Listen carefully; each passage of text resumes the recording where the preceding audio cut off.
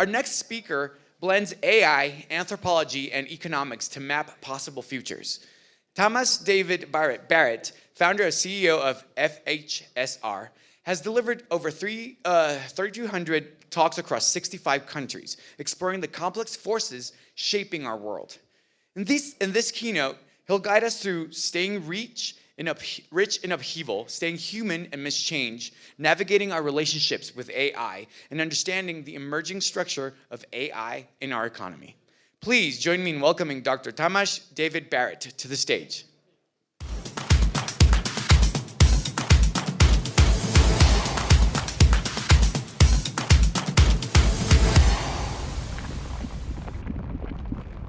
Have we started yet? I like to start with a bear joke, but then I had a chat with my son, and he said that I should be the bear. So I wasn't quite sure what bear joke I should give you. But then I realized that, because I only very recently left my research position. I'm still teaching, and I will forever be teaching at Oxford. But I'm now founder, CEO of Future Human Systems Research, a foresight company. And I feel a little bit of an imposter, because all of you guys are professional startup people and investors. And so it reminds me a little bit of when I was 16 in grammar school in Budapest. I grew up in Budapest. And I was madly in love with this girl, Gabi. And I didn't know how to go about it, because she was the everything. And I thought, she goes to biology class, biology club. So I'm going to join the biology club and impress her. And when you join, I didn't care about biology at the time. And then you had to give a little report, having read a book. So I read a book about why some mammals have very large brains, which had two consequences. One consequence was that she was my first love, and it was 7 years we lived together, and it was wonderful. But the other consequence was that I fell in love with biology.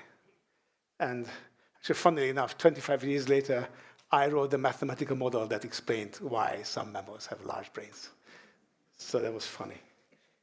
So I thought maybe I should tell you a little bit about how a Martian biologist studying human or Earth life would see the artificial intelligence revolution. Because they would be scratching their heads. They would say, well, what on earth is going on here? Because, guys, I think I would need a clicker, please. It's there. Amazing. Thank you. Thank you so much. So a Martian biologist would say, well, there are these beings like all of you, and these beings have these calculations running in some networks and biological networks in their heads. And isn't that weird that these particular species of beings, you lot, somehow move some of these patterns from one head to the next, to the next, to the next, using variations in the pressure waves of the planet's atmosphere? Because that's what we are doing now. Some of these networks, patterns, go into your networks. Well, maybe not everybody. So what happens then with the species? Yeah? So that allows us to pass on what's in our heads within peers, but that also allows passing on between generations. So it allows cumulative culture, allows the maintenance of a knowledge system in a group. But this technology, telling stories, telling narratives among peers and across generations, is limited by size. So what did we invent? We invented the idea of carving some of these in stone, like the Maya did, or flattening plants and changing light patterns on these plants. Yeah, writing. And that allows a larger group size. Every culture that ended up with large groups, which is all the farming cultures, invented a way of doing this. But then we thought, you know what we could do? We could melt some rock, because silicon and metal are rock. And then we could run electron patterns on these rocks, and they will represent what's in our heads. And because algorithms in our head are driving this thought-sharing process, we're simply moving those algorithms onto these melted rock structures. And now we have a computer. And that's when the Martian biologist says, right, what on earth is going on here? Because suddenly, intelligence is not biological. Because when intelligence is being done by a computer, that's for the first time in human history that intelligence is not running on biological systems. In fact, the first time in the history of life on the Earth.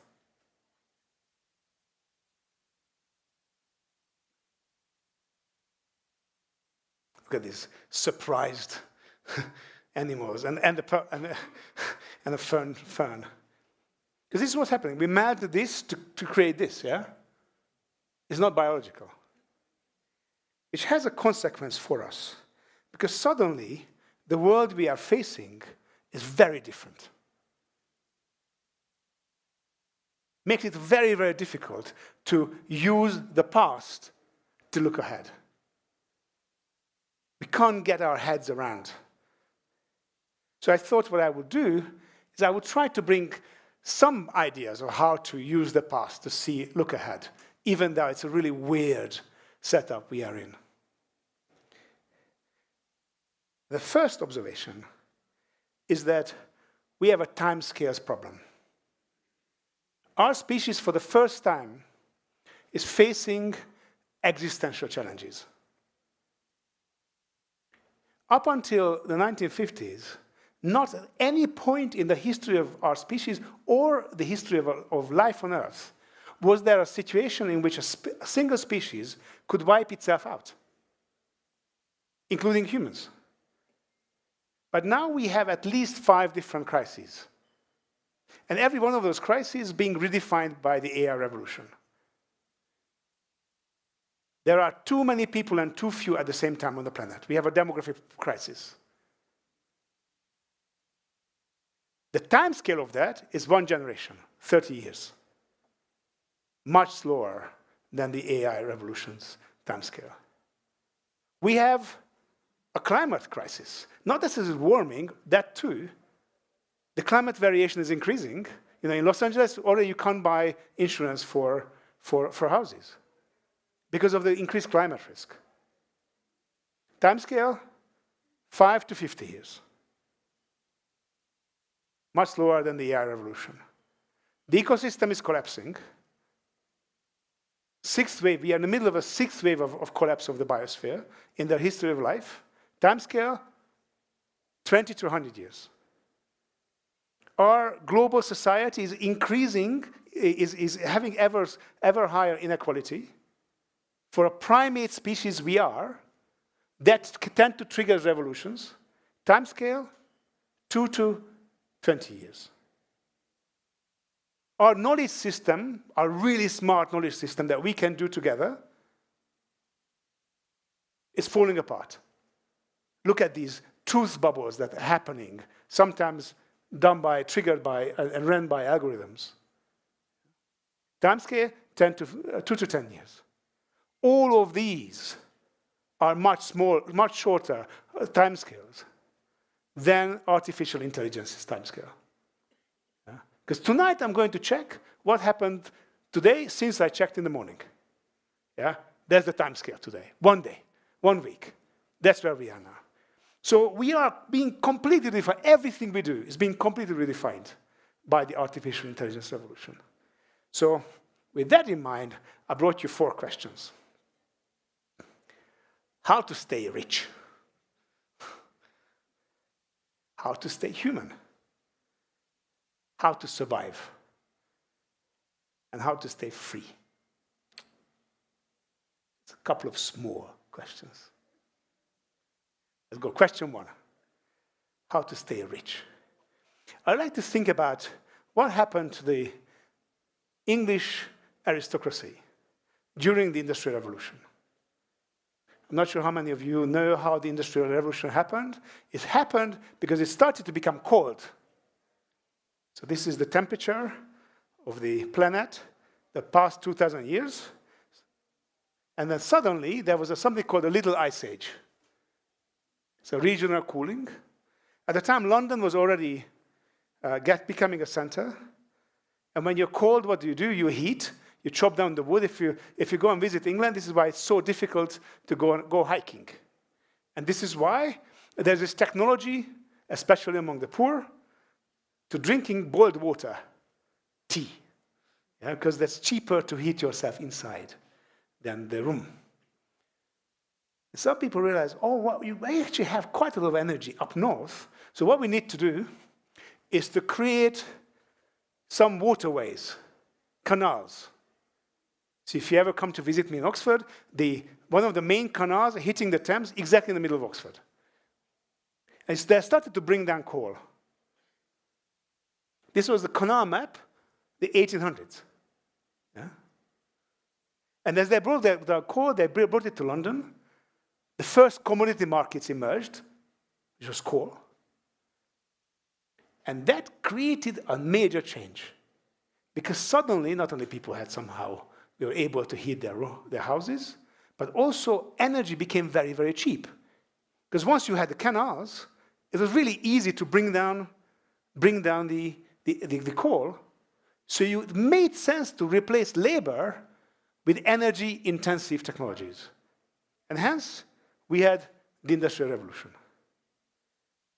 But you have to see that this was poor people's technology. Poor people's problems and poor people's technologies. The rich, the aristocracy, stayed in their halls and stately homes. And they didn't pay attention. They stayed out of it entirely. So their wealth went down from 95% to around 30%. And if you know British aristocrats, they tend to be wealth rich, cash poor. Opposite scenario. This was one scenario. The other end of the range is the Roman aristocracy during classical Rome's expansion period. They were the ones who were doing the expansion, and they stayed rich. So how do you stay rich? You pay attention. Don't blink, or you lose it. Question 2. How to stay human?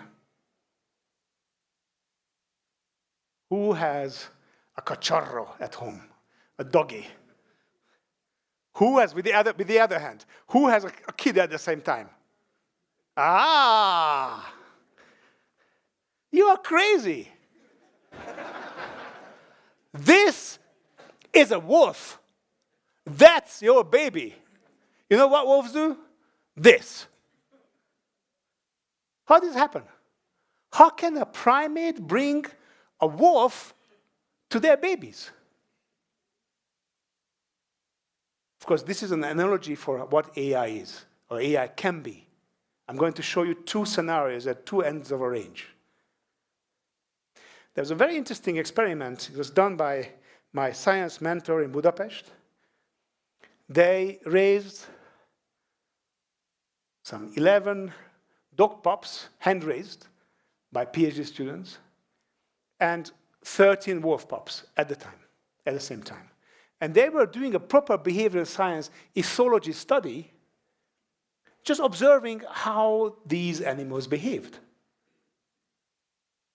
And what they saw in the first few months, they were identical. A dog pup and a wolf pup are the same. Actually, in my family, at one point, we had a friend, and we had a lot of times, we had a wolf pup and our doggy and my babies. It was all good until about 6 months. And then the 2 diverges. The difference is what happened to the dog evolution. As it was adapting to live inside a human group, adapted to live inside a human family.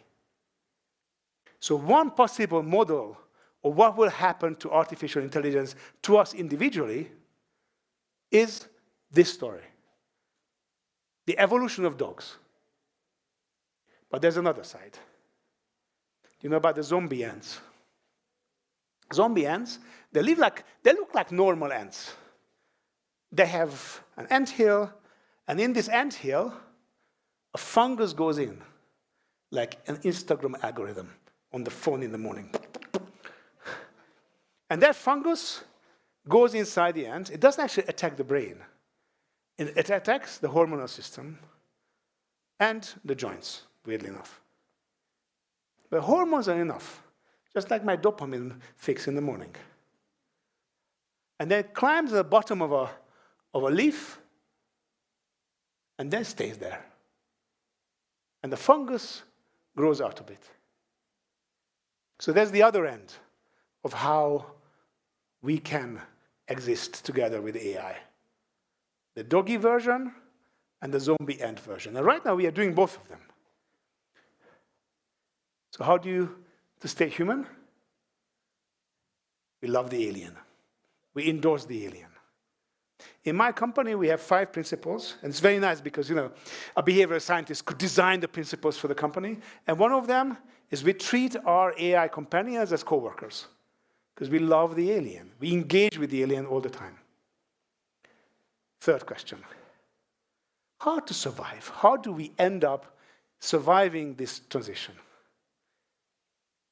If you know the beautiful cultures of native Aboriginal Australians, they have exceptionally detailed kinship systems. Their songlines, do you know about songlines? Yeah? They have a map, all of Australia is mapped out in stories and songs. And these stories and songs are a proper description for the map of the continent. They were super adapted to their environment. And then the British arrived. The British were better educated, had better technology, and came from more complex societies. So now today, you have Sydney. Of course, here, in this end of the range, the British are the AI. And the native Aboriginals are living on the far out in the edge. The Maoris in New Zealand engaged with the British. And now they're co-rule. Or if you look at Saudi Arabia, what happened in Saudi Arabia? Saudi Arabia after the oil crisis in 72, 73, which for them was a lot of revenues, they had a lot of people coming in as well, the guest workers, better educated, better technology, more complex societies, but the Saudis maintained the control. So what do we learn to this? How do we survive as societies? We stay flexible. Don't overfit. Question 4. How we stay free. In a way, this is the most important of the 4 questions. So, because I'm about to go back to Oxford and start teaching my first year's course of economics, I will do a little bit with you, if that's okay. Just a reminder. Every technology has an S-shaped curve, all of them. This is the input, how much you put in, and this is how much you get out. And it always starts, at first you put in hardly anything, but it curves up. So if you double the output, so you go from 2 to 4, you more than double. If you double the input, you more than double the output. It is the increasing returns to scale segment. In the middle, you double the input, you get exactly double the output. And here, you double the output, decreasing returns to scale. You get less than double output, yeah? With the inflection point in the middle. So that means that here, it's more efficient for companies to grow. This is the mergers and acquisition bit of the technology curve. Yeah? Companies grow ever larger. Here, if you have a smaller company, you're going to have a more efficient company. This is the hostile takeovers bit, or the cash cows bit. We'll end up somewhere here. So suddenly, in this, the size of the economy matters. So let's say this is your market size. This is the size of the economy. And this is the technology curve. This will have only one company. Yeah? So this is the natural monopoly territory. A single company will exist here. But if you have a larger market, now I'll double the market size, you can have two companies, an oligopoly. If I further increase the market size, you can have 5 companies. Same technology, the market size matters. Yeah? Enormous market, a lot of companies. These are all the same curves. The scale of the y-axis changed. So what's happening? We have, because of technological change, ever larger economies, but also we see globalization. But during globalization, what happens, we have an ever larger economy. So that means that with a single global economy, you should have more companies, as long as technology doesn't change. Ha, ha, ha, ha, ha.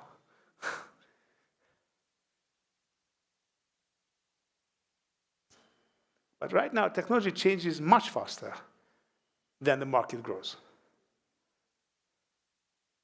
So that means that the curve's shape changes. So we go from this curve to something else.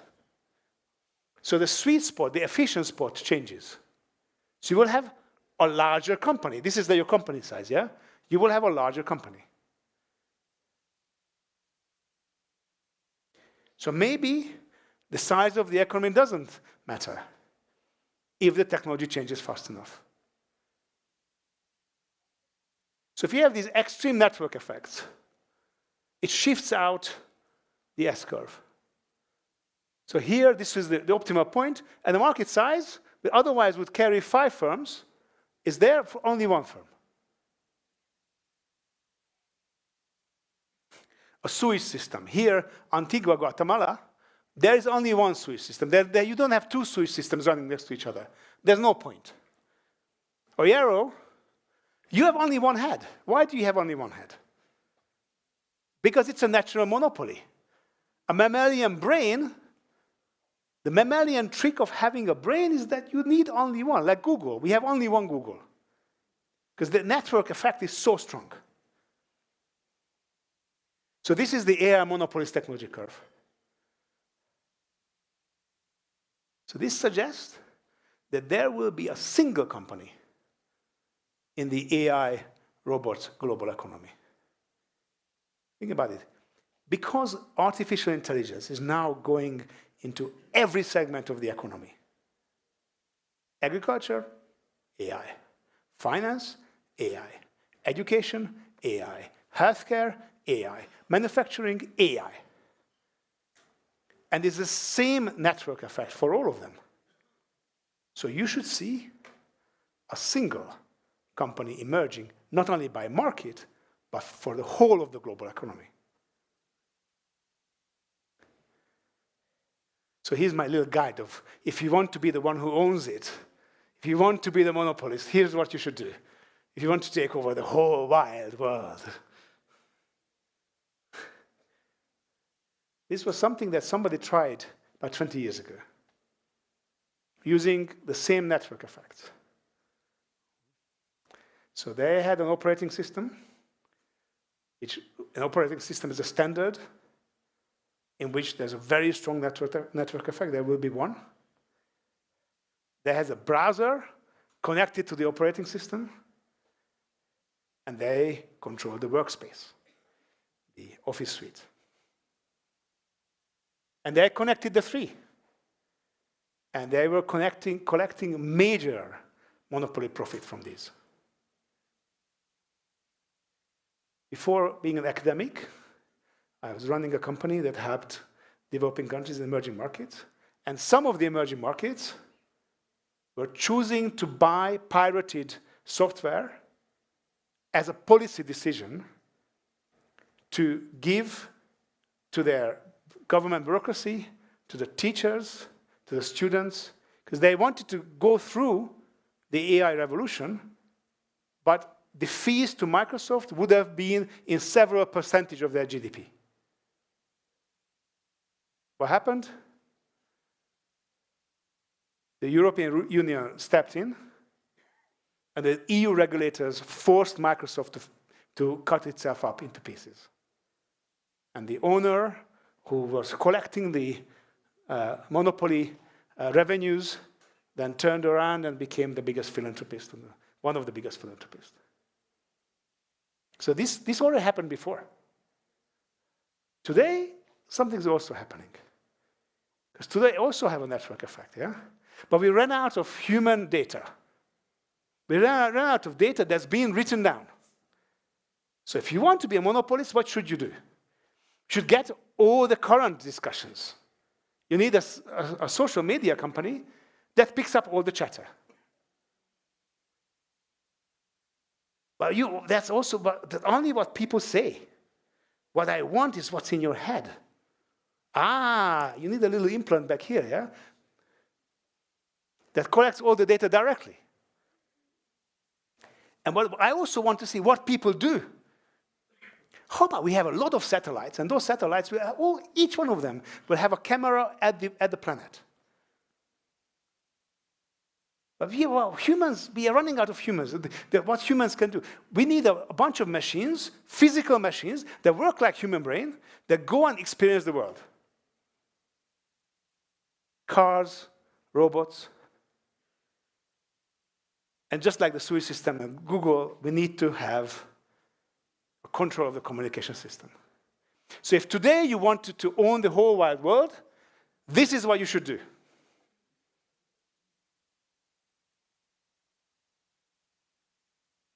But the nice thing is that the tech innovation can shift the S-curve not only this way, but can also shift it the other way. Every time we're shifting to localized computing, something that's localized and specialist, you need local specialists. We are shifting not in this direction, but we are shifting to this direction. This is what happened when computing went from mainframes to personal computers. Or TV networks were replaced by YouTube creators. Or we see today when mass manufacturing is shifting to intelligent manufacturing and 3D printing. Every one of these is moving from something large to decentralized. And with that, we would have a more efficient market, but we would have millions, possibly billions of firms. In some of the scenarios, what we see is that rather than one end of the range is a single company, the other end of the range is at the end of the firm, because every human being will be a separate firm. Maybe every AI robot will be a separate firm. In terms of, that's the efficiency point. That's the sweet point. And this is where we are now, in this range. A bit like Yaro's brain. Yaro, it's 5 o'clock today, your talk, yeah? Where is it? Here? Over there. Please go to Yaro, because he's got an amazing brain.